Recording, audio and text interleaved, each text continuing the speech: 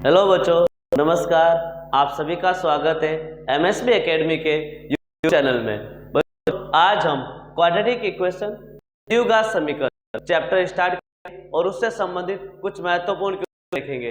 ये board exam 2024 class 10th में 4 number का चैप्टर है। कितने नंबर का चैप्टर है? 4 नंबर का चैप्टर है। इस चैप्टर से केवल एक ही क्वेश्चन पूछा जाएगा। 4 नंबर का एक क्वेश्चन लॉन्ग क्वेश्चन होगा। कैसा क्वेश्चन होगा? लॉन्ग क्वेश्चन होगा, निम्नात्मक प्रश्न होगा। 4 नंबर का ओनली एक ही क्वेश्चन पूछा जाएगा। तो उसी की दृष्टि से हम 4 नंबर की दृष्टि से ही हम इस चैप्टर को सॉल्व करेंगे। केवल निम्नात्मक प्रश्न सरल करेंगे। तो आप सभी ने अभी तक मेरे YouTube चैनल को सब्सक्राइब नहीं किया तो सब्सक्राइब जरूर कीजिए और इस क्लास को सभी तक शेयर जरूर कीजिएगा। तो हम इस चैप्टर को स्टार्ट करेंगे अब। तो सबसे पहले द्विघात समीकरण क्या होता है? द्विघात समीकरण, द्विघात समीकरण ऐसा बीजीय व्यंजक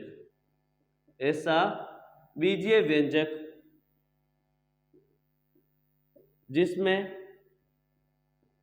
चर की अधिकतम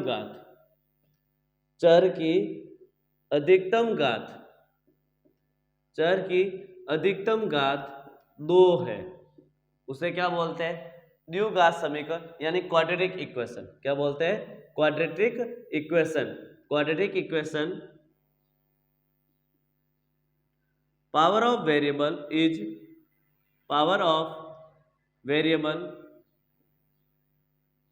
कितनी होनी चाहिए? 2। हाईएस्ट पावर ऑफ वेरिएबल कितनी होनी चाहिए? 2 होनी चाहिए। उसे हम क्या बोलते हैं? क्वाड्रेटिक इक्वेशन बोलते हैं। क्वाड्रेटिक इक्वेशन द्विघात समीकरण का मानक रूप या मानक समीकरण या व्यापक रूप, मानक रूप, स्टैंडर्ड इक्वेशन क्या होती है हमारे पास द्विघात समीकरण की?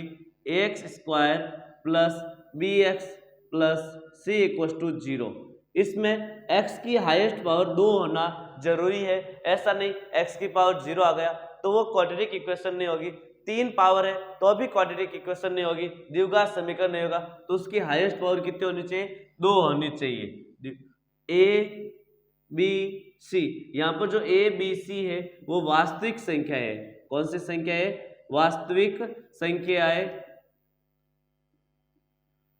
वास्तविक संख्या है या रियल नंबर। क्या है हमारे पास? Real number. और x क्या है हमारे पास? वेरिएबल या चर। x क्या है? वेरिएबल या चर। तो ये द्विघात समीकरण का मानक रूप है। इसको सॉल्व करने के तरीके, द्विघात समीकरण को हल करने के तरीके, द्विघात समीकरण को हल करने की विधियां, हल कितने प्रकार से कर सकते हैं हम? द्विघात समीकरण को हम कितने तरीके से सॉल्व कर सकते हैं? तो उसमें सबसे पहला तरीका है गुणनखंड विधि। कौन सी विधि? गुणनखंड विधि। गुणनखंड विधि हम चैप्टर 2 में भी पढ़ चुके हैं। जो बहुपद है उस चैप्टर में भी गुणनखंड विधि से सॉल्व कर सकते हैं। और 9th क्लास में भी गुणनखंड विधि से हम फैक्टर थ्योरम बोलते हैं जिसको, उस तरीके से हम 9th क्लास 10th क्लास का 2nd चैप्टर में भी हमने सॉल्व किए। दूसरी विधि हमारे पास है फैक्टर थ्योरम हो गई। दूसरी होती है हमारे पास पूर्ण वर्ग विधि। ये विधि इस बार आपके सिलेबस में नहीं है तो हम इस तरीके से हल करना तरीका नहीं सीखेंगे। और तीसरी हमारे पास है श्रीधराचार्य फॉर्मूला, श्रीधराचार्य सूत्र या श्रीधराचार्य फॉर्मूला। ये 3 विधियां, ये दोनों हम इस क्लास में सीखेंगे। और ये वाला तरीका कट हो चुका है इसलिए इसको हम सॉल्व नहीं करेंगे। लेकिन आपको पूछे द्विघात समीकरण को हल करने की कितनी विधियां है? तो 3 विधियां है। एक तो फैक्टर थ्योरम, गुणनखंड विधि, पूर्ण वर्ग विधि, completing square method and Sridharacharya formula. Next आता हमारे पास द्विघात समीकरण के मूलों की प्रकृति ऑफ रूट, यानी के जो रूट्स है, जो इसकी वैल्यूज है, उसकी नेचर, उसकी प्रकृति कैसे ज्ञात करेंगे? उसके लिए हम सबसे पहले स्टैंडर्ड इक्वेशन ऑफ क्वाड्रेटिक लिखेंगे। ax² plus bx plus c इसके ऊपर डिपेंड करता है। और इसमें सबसे पहले श्रीधराचार्य फॉर्मूला, श्रीधराचार्य सूत्र क्या है? श्रीधराचार्य सूत्र plus b plus minus root of b square minus 4ac upon 2a, 4ac upon 2। तो ऐसे जो हमारे पास ये वाली वैल्यू है B minus 4ac, B minus 4ac, इस पर प्रकृति निर्भर करती है, इस पर प्रकृति निर्भर करती है कि नेचर वो बी स्क्वायर 4ac के ऊपर क्या डिपेंड करती है। इसको हम क्या बोलते हैं? डी, डिस्ट्रैक्टमेंट यानी डी बोला जाता है इसको। यदि डी की वैल्यू पॉजिटिव क्या है? पॉजिटिव आए, यानी कि इसको हम बोलते हैं डी की वैल्यू 0 से बड़ी है या पॉजिटिव है या 0 से बड़ी है, तो हम बोलेंगे रियल रूट। रियल रूट्स वास्तविक मूल कैसे होंगे? वास्तविक मूल। मूल कैसे होंगे? वास्तविक मूल। और दोनों मूल क्या होंगे? अनइक्वल मूल होंगे। कैसे होंगे? अनइक्वल, यानी अलग अलग मूल होंगे। क्या होंगे? अलग अलग वैल्यूज आएगी। क्वाड्रेटिक इक्वेशन है, पावर दो हल होंगे तो दोनों क्या होंगे? अलग होंगे। यदि डी की वैल्यू नेगेटिव आती है, जिसको बोलते हैं डी की वैल्यू 0 से छोटी, डी की वैल्यू से छोटी, तो हम बोलेंगे इमेजिनरी रूट। कैसे होंगे? काल्पनिक रूट। कैसे होंगे? काल्पनिक रूट या इमेजिनरी मूल होंगे और उसके क्या होंगे? No solution. क्या होगा? No solution. इसका हम सॉल्यूशन ज्ञात कर ही नहीं सकते, कोई हल नहीं, इमेजिनरी, कोई हल नहीं, यानी इसका हम हल नहीं निकालेंगे, इमेजिनरी रूट होंगे। और यदि डी की वैल्यू 0 आती है तो हम बोलेंगे रियल रूट यानी वास्तविक हल। रियल रूट्स या वास्तविक हल।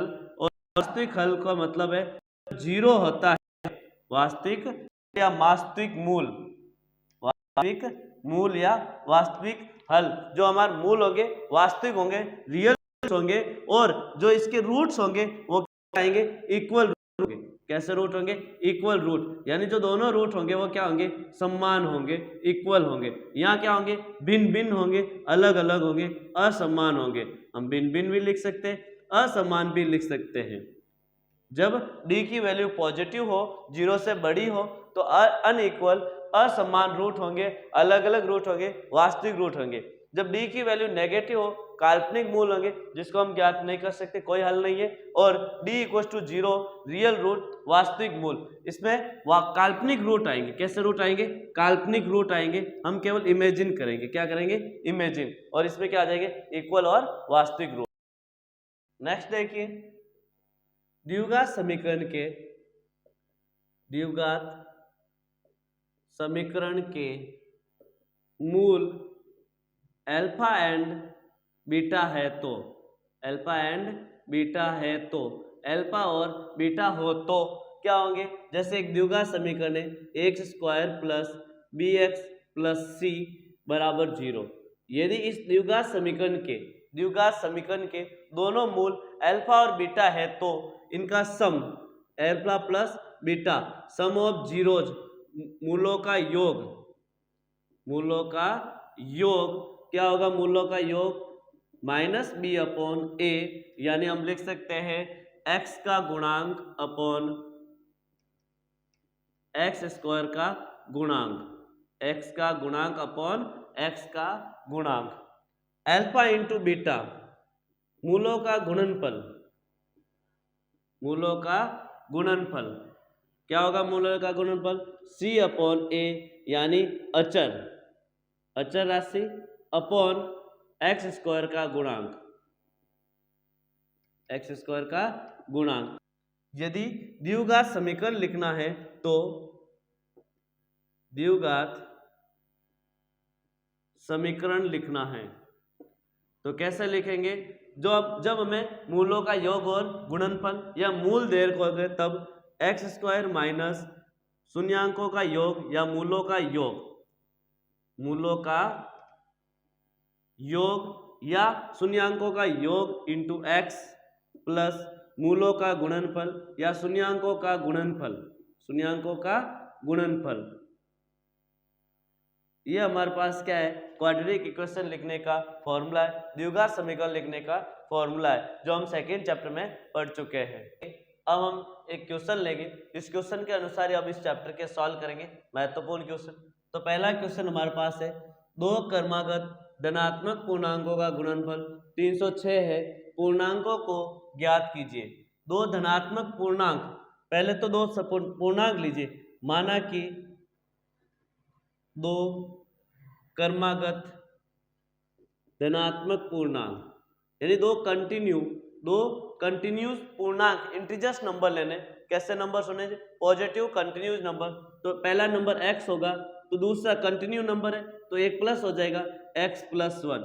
ये हमने माना है दो क्रमागत पूर्णांक कंटिन्यू नंबर, जैसे 2 और 3 है तो एक नंबर x है तो दूसरा क्या हो जाएगा x + 1 हो जाएगा। तो हमने क्या लिया, दो क्रमागत नंबर लिए, एक तो x और एक x + 1।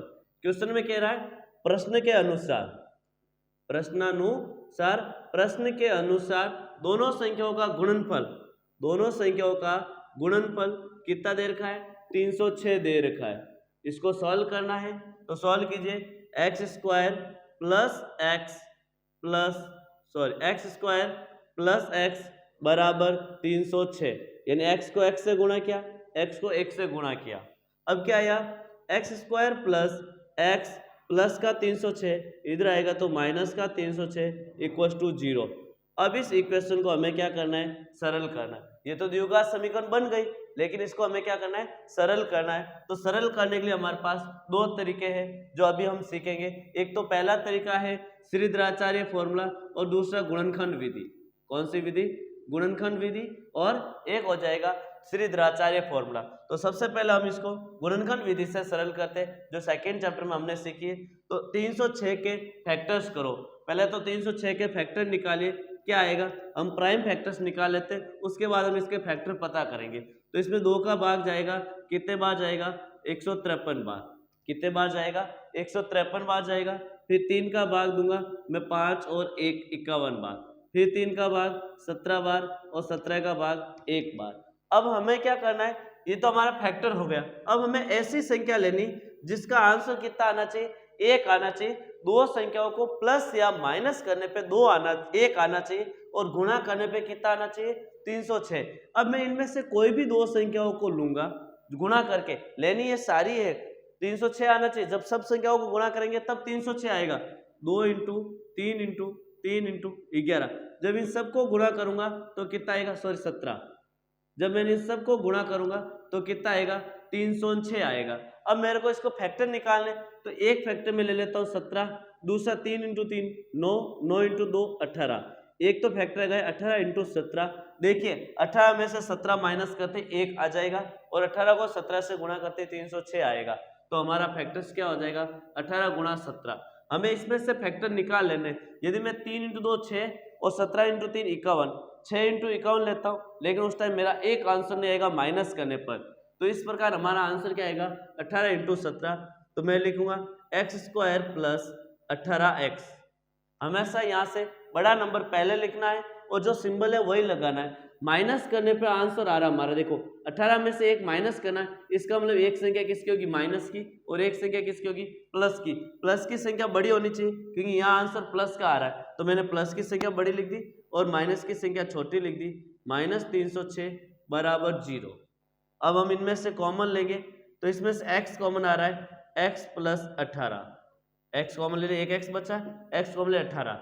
इन दोनों में से देखो एक तो माइनस का सिंबल कॉमन आ रहा है और एक 17 कॉमन आ रहा है। देखिए 17 का भाग 17 में 1 बार, -306 में 17 का भाग देंगे तो 18 बार जाएगा, और माइनस कॉमन ले लिया तो माइनस माइनस क्या आएगा, प्लस, क्योंकि मैंने माइनस क्या ले लिया, कॉमन। बराबर में क्या है, 0। अब देखो ये चीज दोनों में बराबर आनी चाहिए, यदि बराबर नहीं आ रही तो हमारा फैक्टर्स क्या हुआ, क्या है, गलत है। देखिए यहाँ पर दोनों चीज क्या आ रही, बराबर। तो मैंने x + 18 कॉमन ले लिया, तो जब मैंने यहाँ से x + 18 कॉमन लिया तो यहाँ से x बचा और यहाँ माइनस का 17। तो मैं इसको आगे सॉल्व करूंगा तो मेरा आंसर क्या आ जाएगा, एक बार मैं x + 18 को 0 करूंगा और एक बार x - 17 को 0 करूंगा। तो देखिए x प्लस का 18 इधर आएगा तो माइनस का 18, और x माइनस का 17 इधर, तो उधर आएगा तो किसका हो जाएगा प्लस का 17। तो x का मान मेरे पास दो आए, एक तो 18 और एक 17। x के मान हमेशा क्वाड्रेटिक इक्वेशन में दो ही आएंगे क्योंकि इसकी हाईएस्ट पावर कितनी है, दो है। तो अब दोनों में से नेगेटिव वाला मैं नहीं लूंगा। क्यों नहीं लूंगा?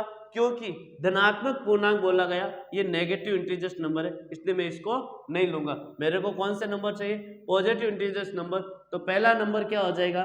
फर्स्ट नंबर हो जाएगा मेरे पास 17 और second number 17 plus 1 continue number है, तो कितना हो जाएगा 18। तो दोनों संख्या कौन कौन सी होगी? 17 और 18। नेक्स्ट क्वेश्चन देखिए, ऐसी दो संख्याएं ज्ञात कीजिए जिनका योग कितना है 27 और उनका गुणनफल 182 हो। तो सबसे पहले हम इसको माना कि पहली संख्या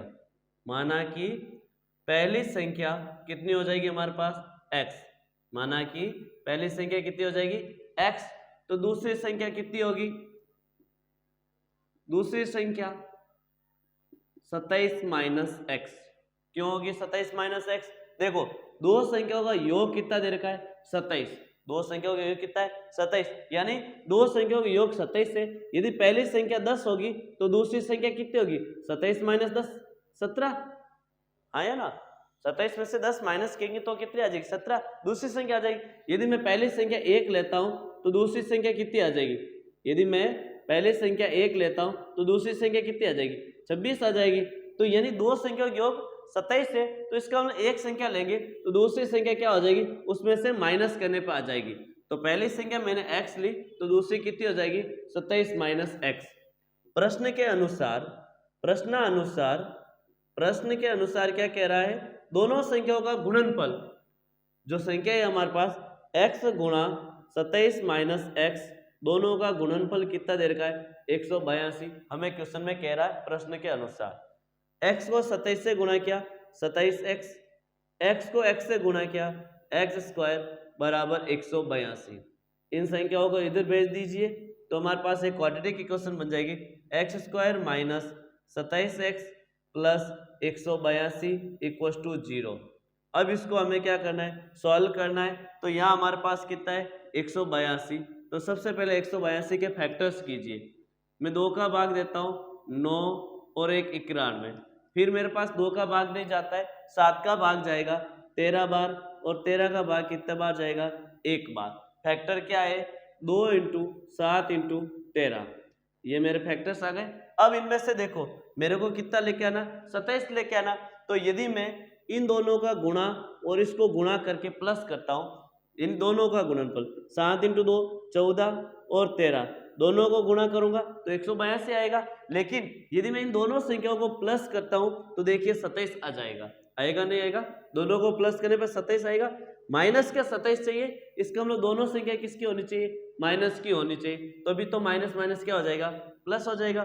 तो लिख दीजिए एक्स स्क्वायर माइनस बड़ी संख्या कौन सी है 14x माइनस दूसरी संख्या कौन सी है 13x प्लस का 182 बराबर 0। इन दोनों में से कॉमन क्या आएगा? x minus 14। इन दोनों में से 13 कॉमन आ रहा है और कॉमन हमेशा जो सिंबल है वही लिखना है। यहाँ पर माइनस है तो माइनस, प्लस है तो प्लस। 13 कॉमन लिया, x माइनस प्लस माइनस और 13 का भाग 182 में कितने बार जाएगा? 14 बार। देखो दोनों में ये चीज सेम आ रही है, इसका मतलब जो हमने फैक्टर किया वो क्या है? सही है। तो अब x माइनस 14 कॉमन ले लीजिए। जब x माइनस 14 कॉमन लिया, यहाँ से x बचा और यहाँ से क्या बचा? माइनस का 13, क्योंकि x माइनस 14 मैंने क्या ले लिया? कॉमन। तो आगे सॉल्व करेंगे हम, बराबर में 0। x माइनस 14 और ये क्या हो जाएगा? 0 के बराबर। एक बार इसको 0 कर दो तो x minus 13 equal to 0। x की वैल्यू कितनी है? 14 और एक x की वैल्यू कितनी है? 13। तो देखिए x की वैल्यू हमारे पास 2 आ रही है। यदि x की वैल्यू 14 लूंगा, पहली संख्या 14 है तो दूसरी संख्या कितनी हो जाएगी? 27 माइनस 14, क्योंकि यहाँ क्या 27 माइनस x है। 27 माइनस 14 कितना हो जाएगा? 13। यदि पहली संख्या 13 है तो दूसरी संख्या कितनी हो जाएगी? 27 माइनस 13 इक्वल टू कितना हो जाएगा? 14। यानी हमारे पास या तो 14 13 या 13 14, ये दो संख्या होगी। नेक्स्ट क्वेश्चन देखिए, एक समकोण त्रिभुज की ऊंचाई उसके आधार से 7 सेंटीमीटर कम है। यदि कर्ण 13 सेंटीमीटर तो अन्य दो भुजाएं ज्ञात कीजिए। देखो सबसे पहले कौन त्रिभुज बनाते हैं, इस प्रकार का होगा, यानी 90 डिग्री का एंगल होगा और उसके सामने कर्ण होगी हाइपोटेनिस। कर्ण का अर्थ क्या होता है, हाइपोटेनिस, जो कि सेंटीमीटर दे रखी है और ऊंचाई उसके आधार से 7 सेंटीमीटर कम है। तो मैं लिख देता हूं, माना कि ऊंचाई, माना कि आधार कितना हो जाएगा x सेंटीमीटर, तो ऊंचाई कितनी हो जाएगी, ऊंचाई आधार से 7 सेंटीमीटर कम, यानी x माइनस 7। यदि मैं आधार x लेता हूं तो ऊंचाई उससे 7 सेंटीमीटर कम, यानी x माइनस 7 सेंटीमीटर होगी, यानी ये x हो जाएगी तो ये x माइनस कितनी हो जाएगी, 7 हो जाएगी। अब हम पाइथागोरस थ्योरम लगाएंगे। कौन सी थ्योरम लगाएंगे, पाइथागोरस थ्योरम लगाएंगे। पाइथागोरस प्रमेय हमारे पास h square p square plus b square, यानी इसको हम याद लिख सकते हैं, का स्क्वायर बराबर लंब का स्क्वायर प्लस आधार का स्क्वायर, यानी hypotenuse square equals to perpendicular square plus एस का स्क्वायर। लगा दीजिए फॉर्मूले में, x हाइपोटेनियस 13 का स्क्वायर बराबर परपेंडिकुलर, बेस परपेंडिकुलर कितना है, x माइनस का स्क्वायर प्लस x का स्क्वायर। सॉल्व कीजिए, 13 का स्क्वायर 169 बराबर a माइनस बी का होल स्क्वायर। क्या होता है, a का स्क्वायर यहाँ लिख देता हूँ, a माइनस बी का whole square, a square minus 2ab plus b square. ये फॉर्मूला लिखना जरूरी है। तो अब a square minus 2 into a into b कितना, प्लस 7 का स्क्वायर प्लस x स्क्वायर। 169 बराबर x square minus 2 7 14x plus x square. तो देखो x स्क्वायर कितना हो जाएगा, 2x स्क्वायर। 169 बराबर 2x square minus 14x plus 169 है तो माइनस का 169, 2x स्क्वायर माइनस 14x और प्लस का कितना हो जाएगा, सॉरी यहाँ 7 का स्क्वायर होगा 50, सॉरी यहाँ पर 7 का स्क्वायर कितना होगा 49, ये मैंने लिखा नहीं, ये मिस्टेक। 7 का स्क्वायर 49 प्लस 49 और ये प्लस का 169, इधर आते हैं माइनस का 169, इसको करेंगे तो कितना आ जाएगा, बराबर में तो 0 क्योंकि उधर आ गया, तो 2x स्क्वायर माइनस 14x, 49 में 169 में से 49 माइनस करोगे, माइनस का 9 में तो 9 0, 6 में 4 जाएगा 2, 1 का 1, 120। ये हमारे पास क्या बन गई, क्वाड्रेटिक इक्वेशन। मैं एक बार इसको वापस लिख देता हूँ, 2x square minus 14x minus 120 equal to 0। देखो सब में 2 का भाग जाता है तो 2 का भाग दे दीजिए, समीकरण 1 डिवाइड 2, इसको डिवाइड कर दो, 2 से थोड़ी छोटी हो जाएगी, x square minus 7x minus 2 का भाग इसमें कितने बार जाएगा, 60 बार। अब इसके क्या कर दीजिए, फैक्टर्स कर दीजिए, जिसका गुणा करने पे कितना आना चाहिए 60 और प्लस और माइनस करने पे कितना आना चाहिए 60। तो देखो 15 इंटू 4 कितने हो जाएंगे 60 और 15 इंटू 4 60 है, 20 इंटू 3 भी कितने होते हैं 60 होते हैं, 20 इंटू 3 भी कितने होते हैं 60 होते हैं, और 12 इंटू 5 भी कितने होते हैं 60 होते हैं, कितने होते हैं 60, 12 इंटू 5 कितने होते हैं 60। हमें कितना आंसर लेके आना, 7 आंसर लेना। 7 देखो 15 प्लस 4 ना 15 माइनस 4 आता है, 20 प्लस 3 नहीं, 20 माइनस 3 नहीं, 12 प्लस 5, 12 प्लस 5 तो होते हैं हमारे पास 17, लेकिन 12 में से 5 माइनस करो, 12 में से 5 माइनस करो कितना आएगा 7 आएगा, और यहाँ 7 किसका है माइनस का, इसका लो माइनस की संख्या 12 है और प्लस की संख्या कितनी 5। देखो 12 में से 5 आएगा माइनस का 7 और 12 को 5 से गुणा करो कितना आ जाएगा 60। ये रफ वर्क है, कैसा वर्क है रफ। तो यहाँ क्या लिखेंगे, x square minus 12x plus का 5x माइनस का 60 इक्व टू 0। कॉमन क्या आ रहा है, x कॉमन आ रहा है, x माइनस 12, इनमें से कॉमन क्या आ रहा है प्लस का 5, x माइनस 5 का भाग 60 में 12 बार बराबर 0। देखिए ये दोनों में सेम है, इसका मतलब हमारा फैक्टर क्या है सही है, x माइनस 12 और x प्लस 5 बराबर 0। एक बार इसको 0 करेंगे, एक बार इसको 0 करेंगे, तो देखिए x माइनस 12 इक्वल टू 0। तो x इक्वल टू कितना आ गया, माइनस का 12, इधर आते प्लस का 12। एक तो x की वैल्यू 12 आ गई, दूसरी x प्लस 5 इक्वल टू 0 है, तो ये प्लस का 5, इधर आते माइनस का 5। x की वैल्यू माइनस 5 नहीं होगी, क्योंकि हम डिस्टेंस लेते हैं और डिस्टेंस दूरी माइनस में नहीं होती। तो x की वैल्यू कितनी आ गई, 12। तो आधार कितना आ जाएगा हमारे पास, 12 सेंटीमीटर। आधार कितना गया, 12 सेंटीमीटर। तो ऊंचाई कितनी आ जाएगी, 12 में से 7 कम, x माइनस 7 यानी 12 माइनस 7 कितना हो जाएगा, 5 सेंटीमीटर। तो ऊंचाई कितनी होगी, 5 सेंटीमीटर, और आधार कितना होगा, 12 सेंटीमीटर। नेक्स्ट क्वेश्चन देखिए, द्विघात समीकरण 2x square plus kx plus 3 बराबर 0 में k का ऐसा मान ज्ञात कीजिए कि द्विघात समीकरण के दोनों मूल बराबर हो। क्वेश्चन में क्या कह रहा है, प्रश्न के अनुसार क्या कह रहा है कि दोनों मूल बराबर है। दोनों मूल क्या है, बराबर। दोनों मूल बराबर है। जब दोनों मूल बराबर है तो d बराबर क्या होता है, 0। d बराबर क्या होता है, 0। तो हम लिखेंगे, और d की वैल्यू क्या होती है, d बराबर b स्क्वायर माइनस 4ac। इसका मतलब b स्क्वायर माइनस 4ac बराबर क्या हो जाएगा, 0। d बराबर क्या होता है, 0, और d की वैल्यू क्या होती है, b स्क्वायर माइनस 4ac। अब रखो b की वैल्यू क्या है, k माइनस 4 इंटू ए की वैल्यू कितनी है, 2, और c की वैल्यू कितनी है, 3 बराबर 0। के स्क्वायर माइनस 4 इंटू 2 8, 8 इंटू 3 24 बराबर 0। माइनस का 24 इधर आएगा, प्लस का 24। ये स्क्वायर है तो स्क्वायर रूट लगेगा, तो k इक्वल टू 24 का स्क्वायर। और जब भी स्क्वायर रूट लगता है प्लस माइनस दोनों वैल्यू आती है, तो k का मान या तो प्लस का रूट 24 होगा या माइनस का रूट 24 होगा। k के दो आंसर आएंगे, जिसमें क्या होंगे, दोनों मूल क्या आएंगे, बराबर होंगे। नेक्स्ट क्वेश्चन देखिए, द्विघात समीकरण 2x square minus 6x plus 3 बराबर 0।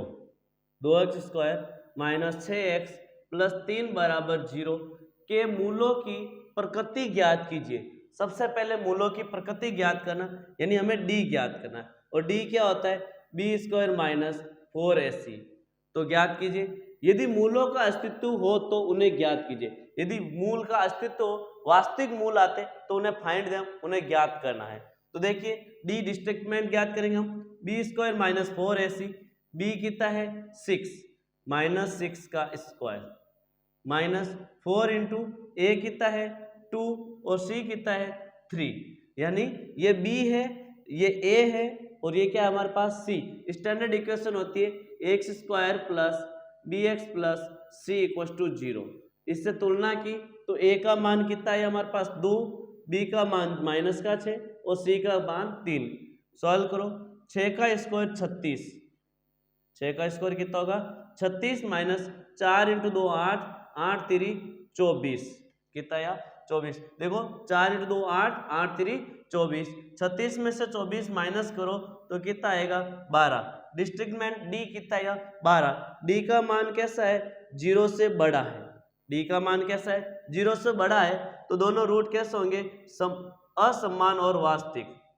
असमान और वास्तविक। मूलों की प्रकृति क्या होगी, असमान और वास्तविक, जिसको हम बोलते हैं real and unequal. Real and unequal, real and unequal, यानी रूट कैसे होंगे, अनइक्वल होंगे, अलग अलग होंगे, और रियल में आएंगे हमारे पास। तो उसको हम सॉल्व करेंगे क्वाड्रेटिक फॉर्मूले से, minus b plus minus root of b square minus 4ac upon 2 है। यही फॉर्मूला रूट ज्ञात करने का। तो रखिए वैल्यू, माइनस बी की वैल्यू कितनी थी, माइनस की 6 plus minus root of b square minus 4ac, कितनी वैल्यू आ गई इसकी 12। इसको वापस सॉल्व करने की जरूरत नहीं, सीधी वैल्यू रख दीजिए 12। अब अपॉन में क्या है 2a, a की वैल्यू कितनी है 2, ये लिख दिया 2, minus minus plus 6 plus minus 12 को मैं लिख सकता हूँ 4 इंटू 3, 2 इंटू 2 कितने हो जाएंगे 4। देखो दोनों में कॉमन 4 किसका स्कोर है, 2 का, 2√3/4। अब यहां से हमारे पास इसके दो आंसर आएंगे।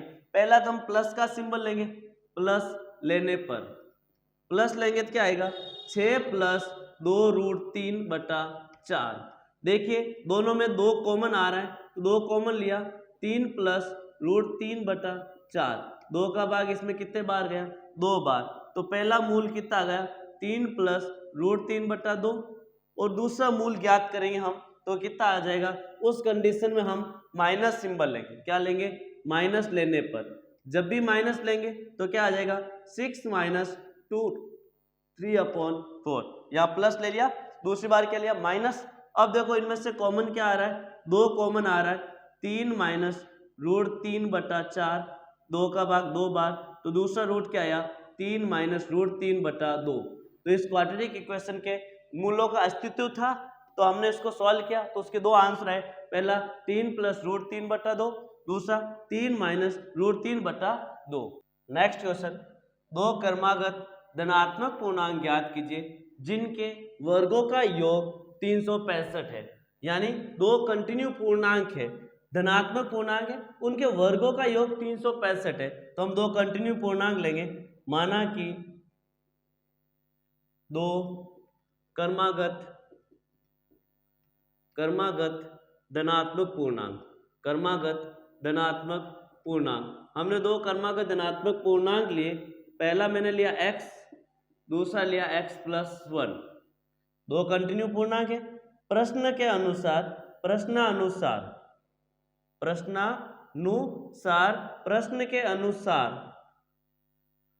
अनुसार क्या कह रहा है, दोनों संख्याओं के वर्गों का योग x² + x + 1 का होल स्क्वायर बराबर 365 है।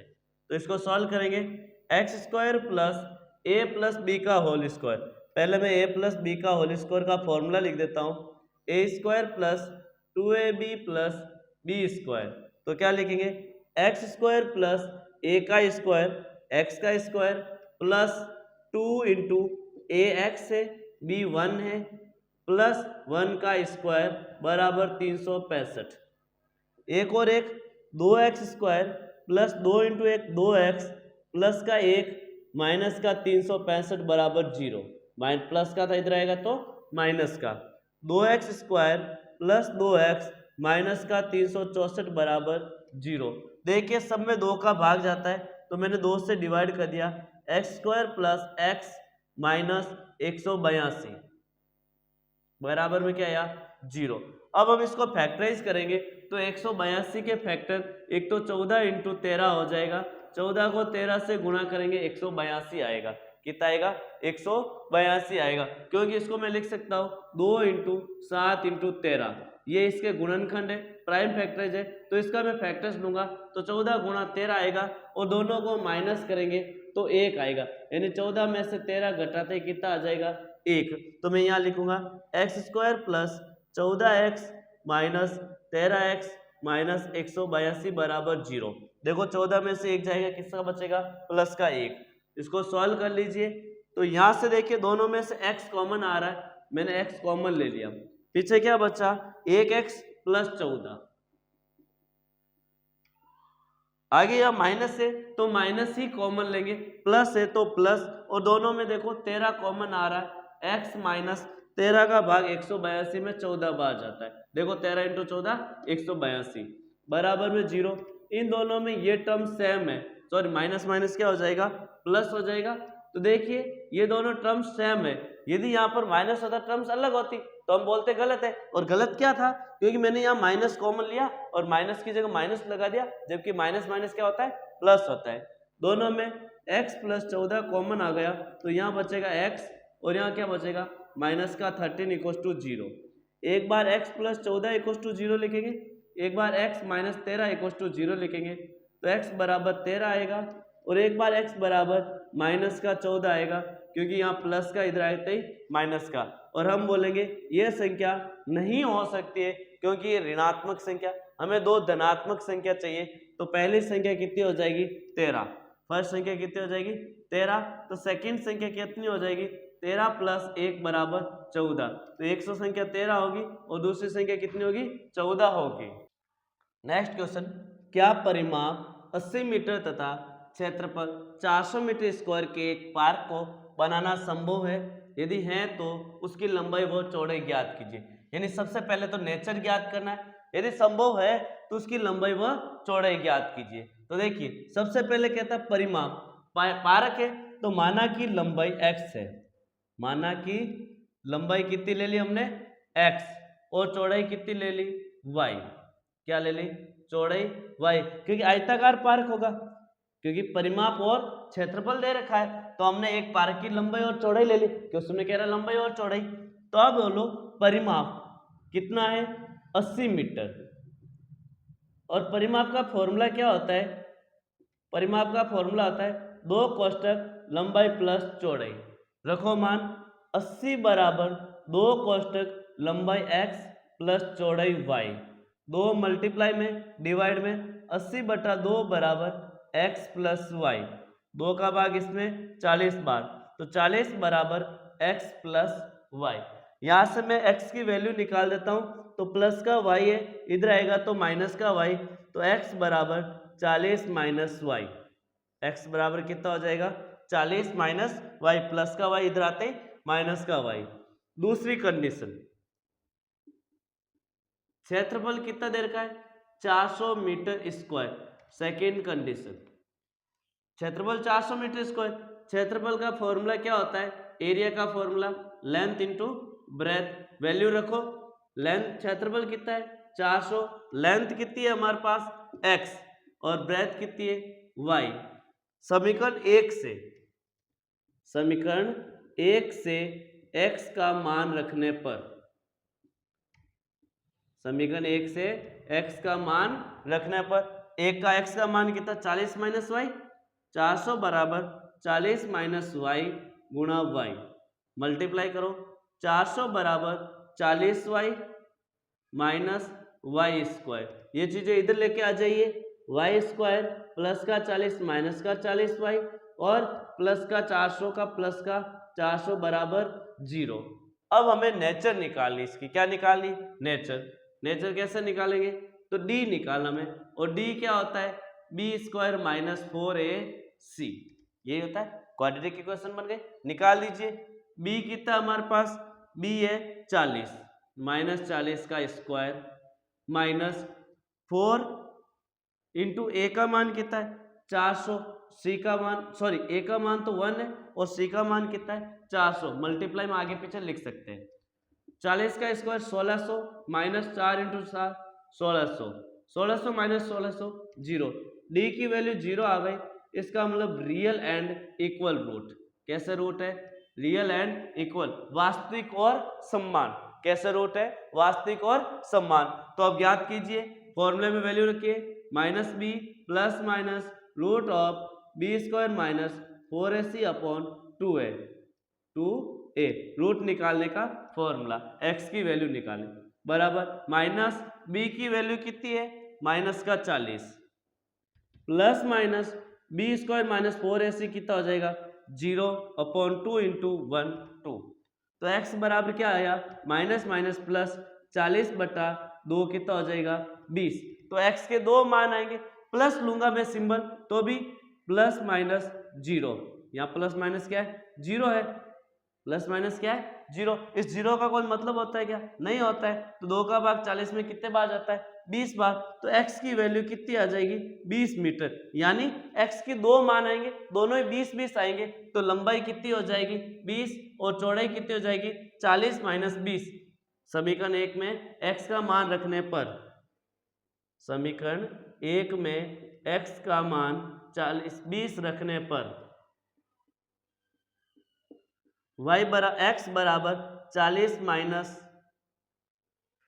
सॉरी यहाँ पर किसका मान आएगा y का, क्योंकि यहाँ पर क्या है y है, यहाँ किसका मान आएगा y का, क्योंकि पूरी इक्वेशन किस में y में। तो हम y बराबर 20 रखने पर, तो 40 माइनस 20 कितना हो जाएगा 20, तो x का मान कितना है 20 और y का मान कितना है 20, यानी लंबाई भी कितनी हो जाएगी 20 मीटर और चौड़ाई भी कितनी हो जाएगी 20 मीटर। ऐसा पार्क बनाना क्या है संभव है, क्योंकि डी का मान क्या आ रहा है 0, रियल रूट एंड इक्वल। देखिए क्वाड्रेटिक इक्वेशन का हम लास्ट क्वेश्चन देखेंगे, उसके बाद हमारे पास क्वाड्रेटिक इक्वेशन के सारे क्वेश्चन कंप्लीट हो जाएंगे। तो अब देखिए लास्ट क्वेश्चन, निम्न द्विघात समीकरण के मूल ज्ञात कीजिए। दो समीकरण दे रखे, इसके क्या ज्ञात करने आपको मूल ज्ञात करने। तो मूल ज्ञात करने के लिए इसका हमारे पास दो विधि, एक तो गुणनखंड और एक हमारे पास दूसरी विधि है कि हम श्रीधराचार्य फॉर्मूला। तो इसको सॉल्व करो, देखो 6x² माइनस x माइनस 2 बराबर 0 है, तो पहले d ज्ञात कर लीजिए। d से पता चल जाएगा, यदि मूल संभव है तो आगे सॉल्व करना, नहीं तो नहीं करना है। तो d क्या होता है b² माइनस 4ac, b की वैल्यू एक माइनस a का स्क्वायर माइनस 4 इंटू a की वैल्यू कितनी है 6 और c की वैल्यू माइनस 2, तो a का square 1 minus 4 into 6 into minus minus plus का 2, 6 इंटू 4 24, 24 इंटू 2 48, 48 1 प्लस 48 कितना हो जाएगा 49। डी की वैल्यू पॉजिटिव आ रही है तो real and unequal, real and unequal यानी हमारे पास दो अलग अलग रूट आएंगे। फॉर्मूला लगाओ minus b plus minus root of b² minus 4ac upon 2a, ये किसके मान आएंगे x के, क्योंकि इक्वेशन x में ही है। तो रख दो माइनस का b माइनस 1 प्लस माइनस इसकी वैल्यू 49 अपॉन 2 इंटू ए की वैल्यू कितनी है 6, इसको सॉल्व करेंगे तो minus minus plus 1 plus minus 49 किसका स्क्वायर है 7 का, 6 इंटू 2 कितना हो जाएंगे 12। तो अब क्या आया x बराबर 1 प्लस माइनस 7/12, प्लस का सिंबल लेने पर तो x का मान क्या आ जाएगा 1 प्लस 7/12 यानी x बराबर 8/12, 4 का भाग 2 बार 3 बार, तो 1 का x का मान है 2/3 और माइनस सिंबल लेने पर x का मान क्या आ जाएगा x बराबर 1 माइनस 7/2 यानी माइनस का 6/2 माइनस का 3, तो x की दो वैल्यू आएगी, एक तो आ गई 2/3 और दूसरी x बराबर -3। अब ये सेकंड इक्वेशन है जो आपको सॉल्व करनी है, इसको आपको सॉल्व करके कमेंट बॉक्स में जरूर बताना है कि x का मान कितना आएगा। इस तरह से ये क्लास आज हमारी कंप्लीट हो चुकी है। अब नेक्स्ट क्लास में हम नया चैप्टर क्वाड्रेटिक इक्वेशन कंप्लीट हो गया, नया चैप्टर हम लेंगे एपी अर्थमेटिक प्रोग्रामेशन समांतर श्रेणी, उनसे संबंधित क्वेश्चन देखेंगे। तो क्लास अच्छी लगी तो लाइक और शेयर जरूर कीजिए। Thank you for watching.